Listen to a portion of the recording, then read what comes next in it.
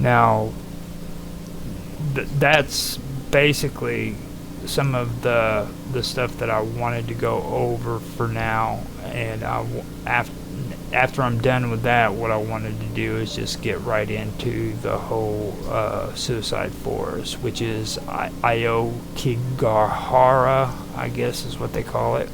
And what it basically means is it's called the Blue Tree Meadow. That's what it is in English, if anybody wants to know what that is all about. Now, it's also known as the Sea of Trees. Now, it's a forest of the northwestern flank of Mount Fuji on the island of Honshu in Japan, thriving on 30 square kilometers of hardened lava laid down by the last major eruption of Mount Fuji, which was in 864 CE. The western edge of Okigara, where there are several caves that fill with ice in winter, is a popular destination for tourists and school trips. Parts of Okigara are very dense, and the porous lava rock absorbs sound, contributing to a sense of solitude that some visitors attribute to the forest. So you have this environment that is introduced into this forest that just makes it seem like it's completely silent. You know what I mean? And I think that's probably what is so strange about this whole area. And there's also people who talk about Mount Fuji as being a gateway to the heavens, you know.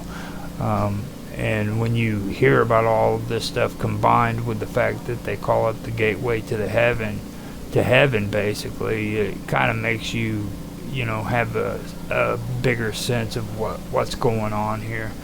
It's really strange too that the ground is extremely hard.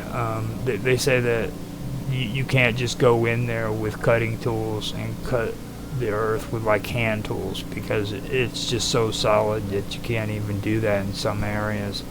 I also find that pretty interesting whenever I started reading up on this stuff. There's a lot of interesting things going on there when it comes to ice, wind, how silent it is, plus the ground is so strong that it's almost impossible to cut it with freaking hand tools and stuff of that nature. So it's an interesting area. Now, the forest has a historical reputation as a home to Yuri ghosts of the dead in Japanese mythology, at least since the 1960s. Akagora has become associated with suicide, eventually becoming known in English by the nickname Suicide Forest, and gaining a reputation as one of the world's most used suicide sites.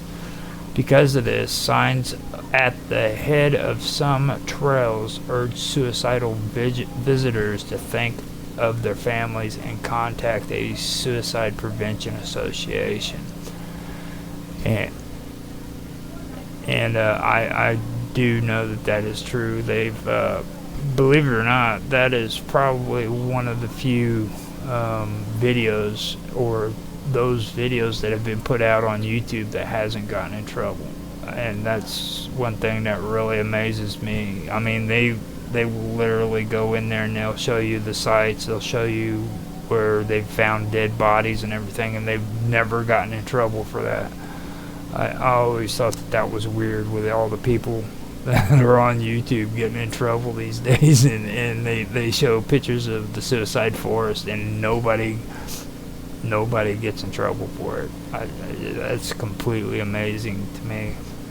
But when I first heard about this, I wanted to check it out, and that's when I found out about the Uri.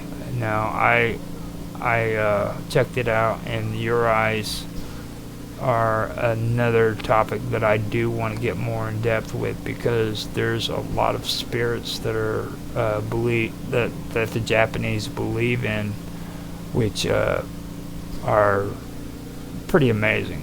And you have to be careful with a lot of these folklores too, because there's some that go way back, all the way back to like the 700s, and then you get it mixed up with a lot of the plays that were created in Japan too. There's in the paranormal circles over there, they have a lot of people believing that these were like old actual folklores, when in reality they were made up in plays, which are pretty scary, don't get me wrong, but they weren't actually a part of the pantheon, you know what I mean? So that's something that I do want to point out. There were some things that I did keep out of this, because I wanted to keep it more on the actual stories about the spirits of Japanese folklore, and off of the fictional characters that were written up, because you can tell where they've kind of crossed the line when it comes to Japanese lore and everything. So now the Yuri are figures in Japanese folklore. They're analogous to the Western concept of ghosts, so that would be the equivalence of what we call a ghost.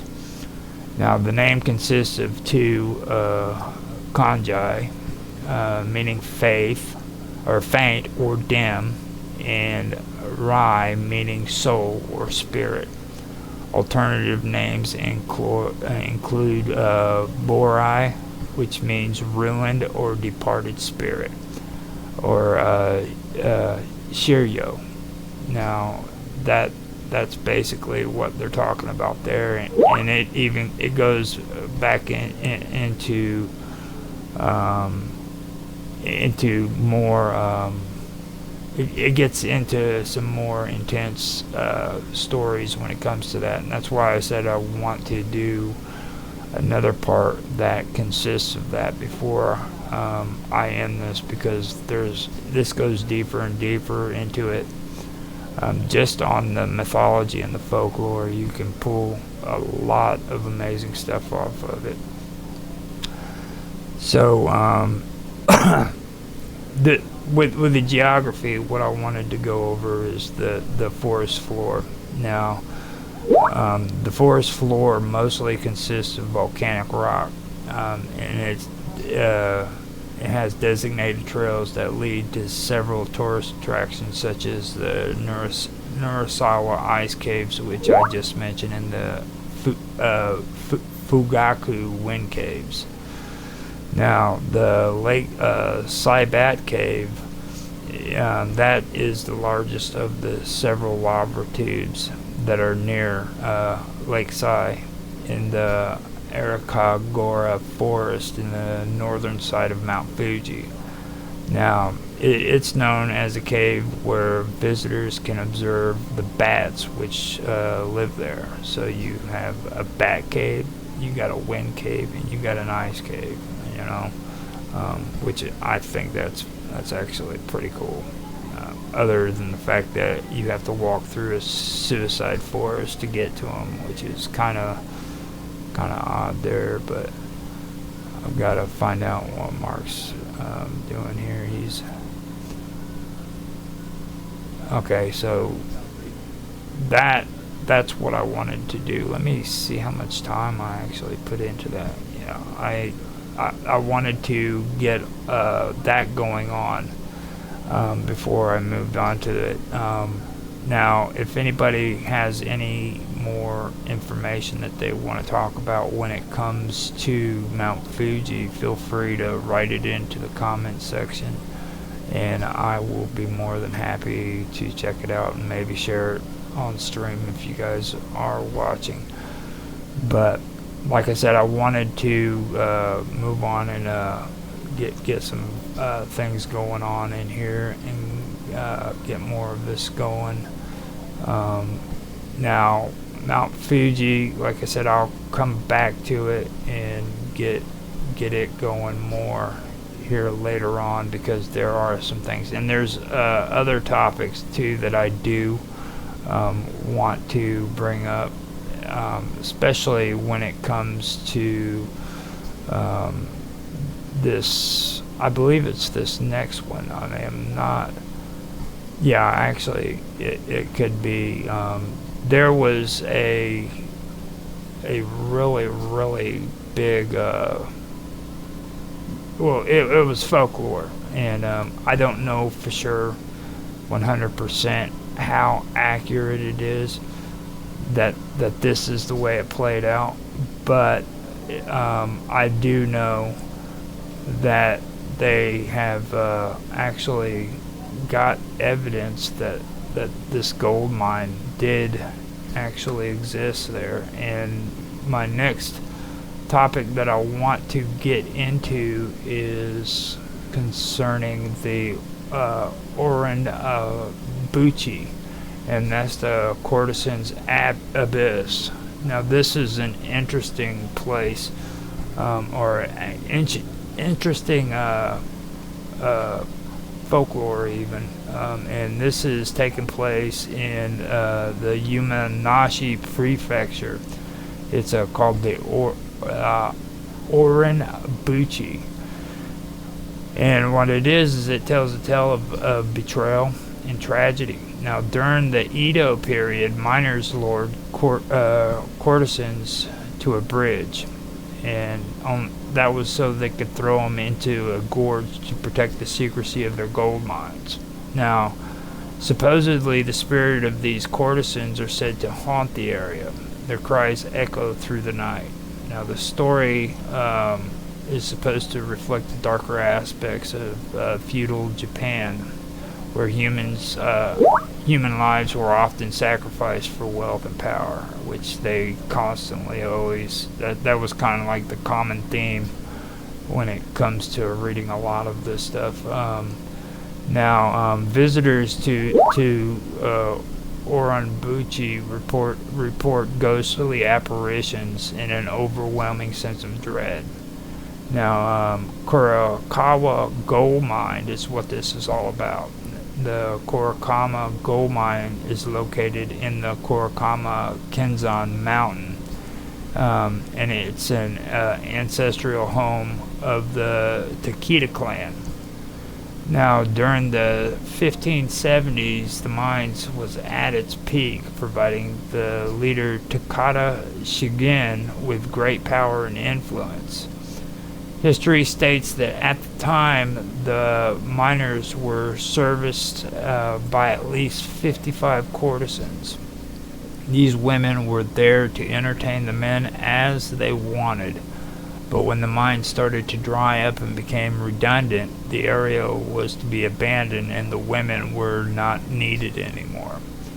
The location of the mine was always kept a secret, and this meant it was apparently too risky to just let the courtesans go, as they may provide enemy clans with information on where the mines was located.